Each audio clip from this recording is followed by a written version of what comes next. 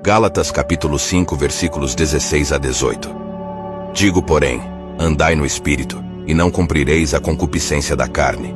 Porque a carne cobiça contra o Espírito, e o Espírito contra a carne, e estes opõem-se um ao outro, para que não façais o que quereis. Porém, se sois guiados pelo Espírito, não estáis debaixo da lei.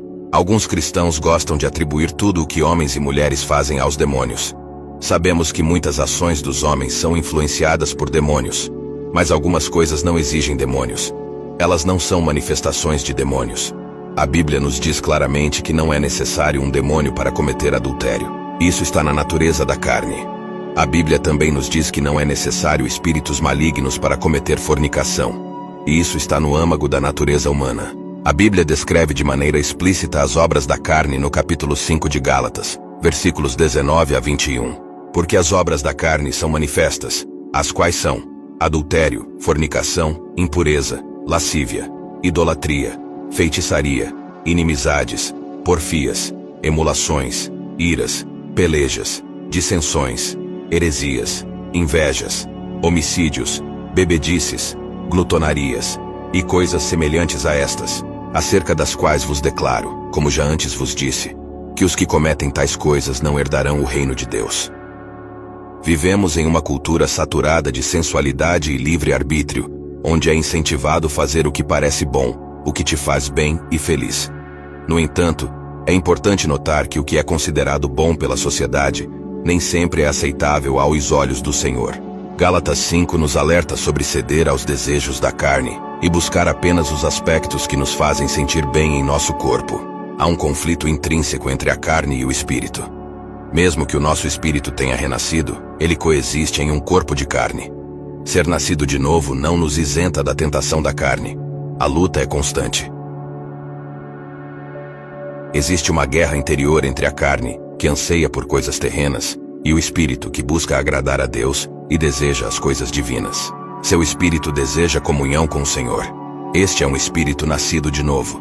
No entanto, ao mesmo tempo, seu corpo ainda carrega suas obras, conforme declaradas em Gálatas, capítulo 5, versículos 19 a 21. Há uma guerra acontecendo dentro de você, uma batalha entre o espírito e a carne. É por isso que vemos na Bíblia que somos instruídos a afastar o velho homem e vestir o novo. A Bíblia também nos orienta a seguir o espírito, reconhecendo a batalha que ocorre dentro de cada um. Gálatas capítulo 5, versículos 16 ao 18, nos ensina a andar no espírito, para não satisfazer os desejos da carne. A carne deseja o que é contrário ao espírito, e o espírito deseja o que é contrário à carne. Eles estão em conflito, para que não façamos o que desejamos. Paulo descreve um conflito que ocorre no coração e na mente de cada cristão. Nossa carne deseja algo diferente do que o espírito busca. Isso ocorre devido ao novo nascimento espiritual, o qual dá à luz um novo homem. Uma pessoa carnal não enfrenta esse conflito, pois vive de acordo com as paixões carnais. A chave está em andar no espírito. É importante notar que isso nem sempre é fácil. Muitas vezes é uma batalha. Há uma luta ocorrendo dentro de cada cristão, uma batalha entre a carne e o espírito.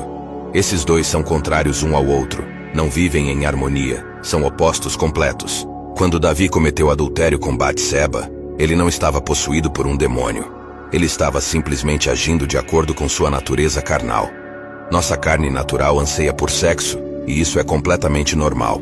Algumas pessoas tentam demonizar o sexo e transformá-lo em algo maligno, mas na verdade o sexo não é inerentemente mau ou ruim.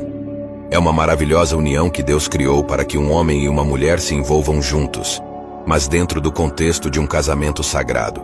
No entanto, nossa natureza pecaminosa tende a buscar o sexo fora das restrições do casamento, e nossa cultura muitas vezes nos encoraja a fazer sexo fora dessas restrições.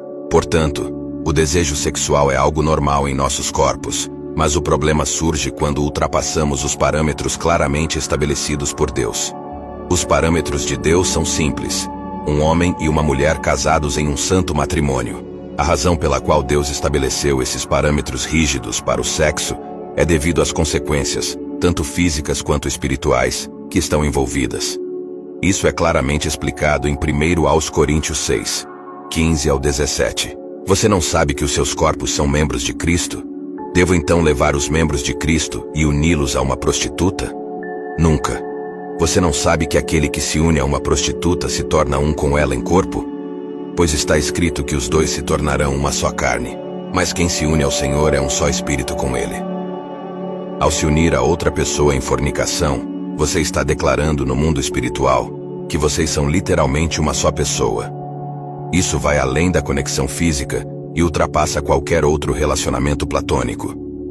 Vocês se tornaram um em todos os sentidos. Muitas vezes, as pessoas se encontram em relacionamentos insalubres e desejam terminá-los, mas não conseguem.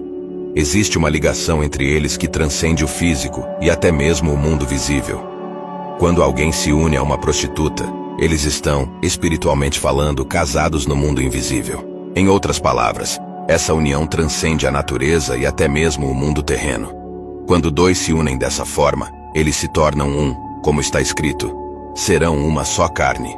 Isso significa que no mundo invisível, essas duas pessoas estão espiritualmente casadas. Existe um tipo de relacionamento conhecido como amigos com benefícios. Nesse tipo de relação, duas pessoas têm intimidade física, mas não estão comprometidas uma com a outra de forma romântica. As pessoas envolvidas em um relacionamento de amigos com benefícios dormem juntas, mas o relacionamento não é romântico, exclusivo e não envolve compromissos emocionais. É interessante observar que, frequentemente, em relacionamentos desse tipo, pelo menos uma das partes acaba desenvolvendo sentimentos pela outra pessoa.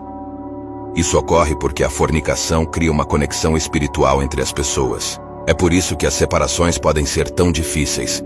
Quando um relacionamento termina, pode-se sentir que algo foi tirado de você, como se uma parte de você estivesse com a outra pessoa. Há casos em que pessoas casadas continuam a pensar em seus ex-parceiros de mais de uma década atrás.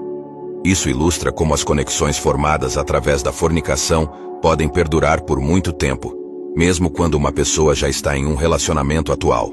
É um lembrete de que as ligações emocionais e espirituais podem ser poderosas e duradouras.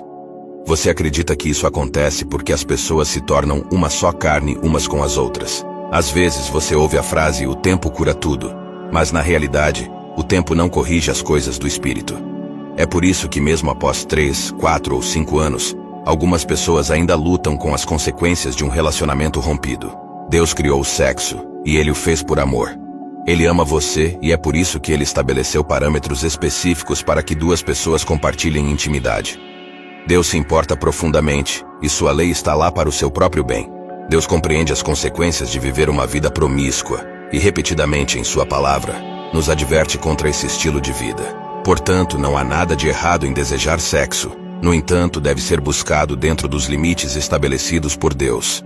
Isso é o que Gálatas capítulo 5 versículos 16 a 18 nos ensina. Então eu digo, ande pelo Espírito e você não satisfará os desejos da carne, pois a carne deseja o que é contrário ao Espírito, e o Espírito deseja o que é contrário à carne. Eles estão em conflito um com o outro, para que você não faça o que deseja. No entanto, se você é guiado pelo Espírito, você não está sob a lei. Sexo é somente no casamento entre um homem e uma mulher. Se gostou desse vídeo, compartilhe ele com amigos e familiares.